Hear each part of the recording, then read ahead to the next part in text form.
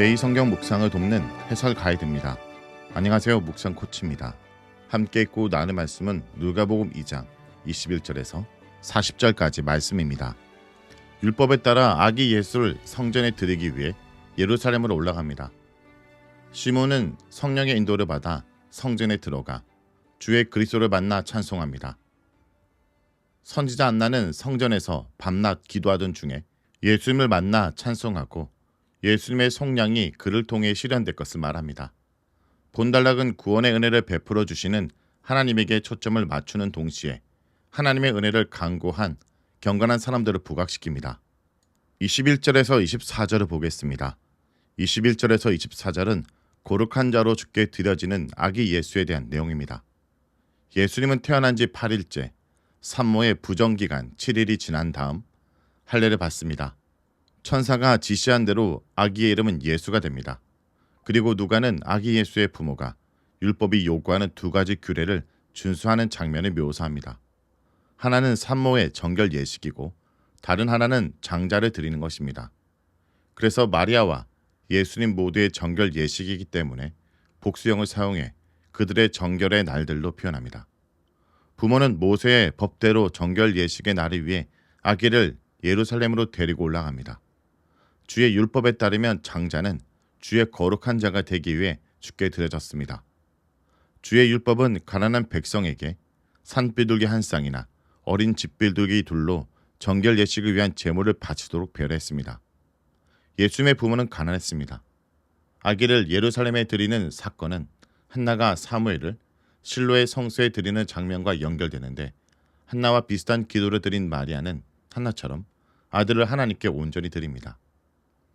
누가는 경건한 부모가 예루살렘에 올라가서 아기 예수를 구별해 드리는 장면을 주께 거룩한 자로 불릴 것이다 의 성취로 이해합니다. 거룩한 자로 불리기라는 것은 천사가 마리아에게 아기 이름을 언급하고 나서 전했던 말입니다. 예수님은 하나님께 구별된, 즉 거룩한 자입니다. 그는 낮은 가정에서 낮은 자로 태어나 자랐지만 주께 거룩한 자로 불릴 것입니다. 흥미롭게도 해당에서 예수님을 만나는 귀신들은 두려움에 떨면서 하나님의 거룩한 자, 하나님의 아들로 부를 것입니다. 더러운 귀신들의 활동, 즉 사단의 통치에 맞서 싸우는 점에서 예수님은 거룩한 자입니다. 다시 말해 거룩한 자이신 예수님의 활동으로 세상에는 거대한 충돌이 날 것이며 예수님은 하나님께 구별된 분으로 온전히 하나님의 통치를 실현할 것입니다.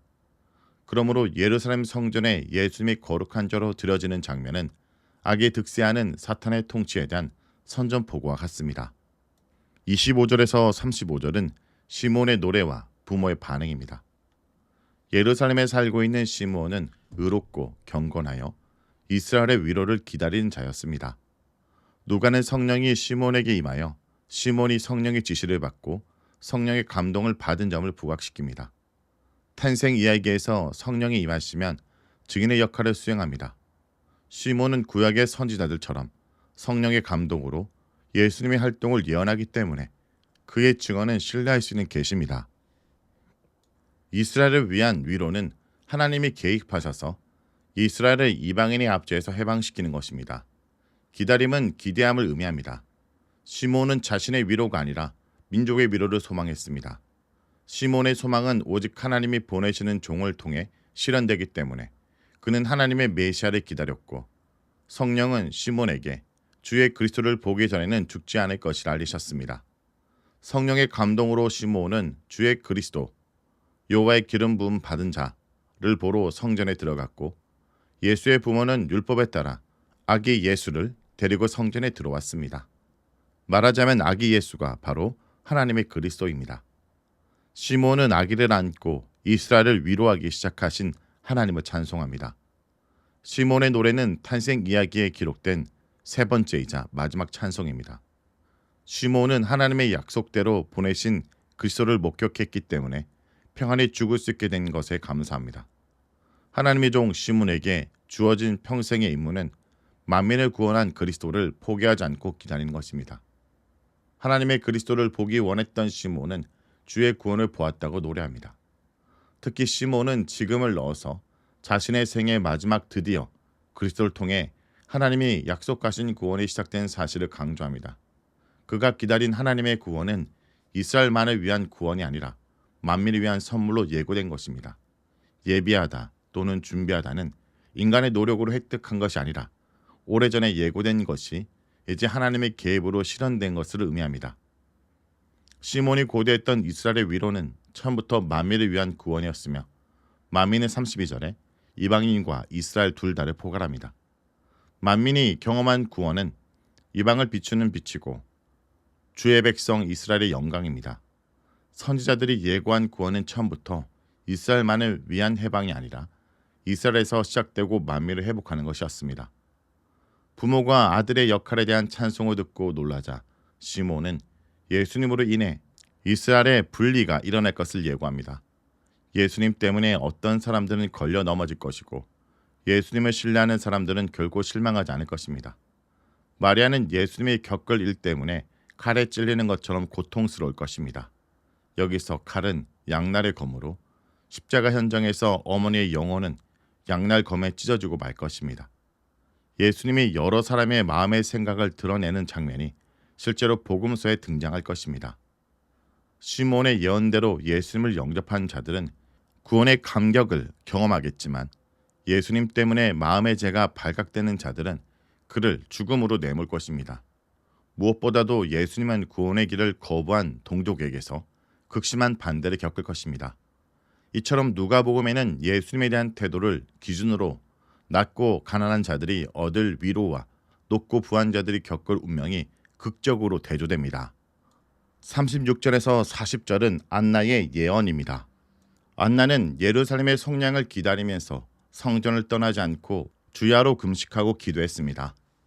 안나가 밤낮 성전에서 기도한 것은 매일 드려지는 제사에 참여했음을 암시합니다.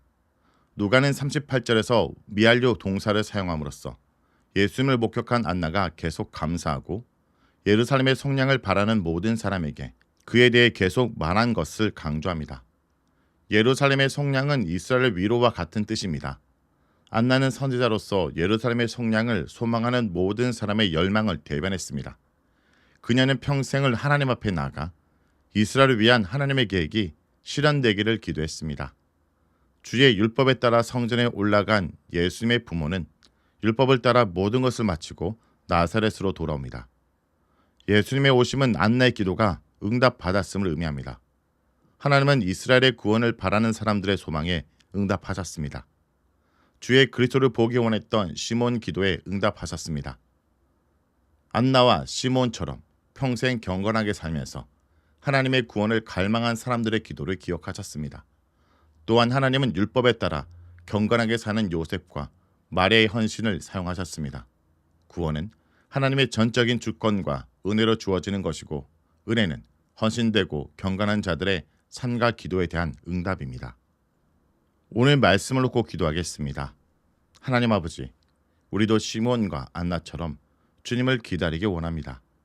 우리의 기다림이 단순한 시간이 아니라 하나님과 깊은 교제와 성장의 시간이 되게 하소서.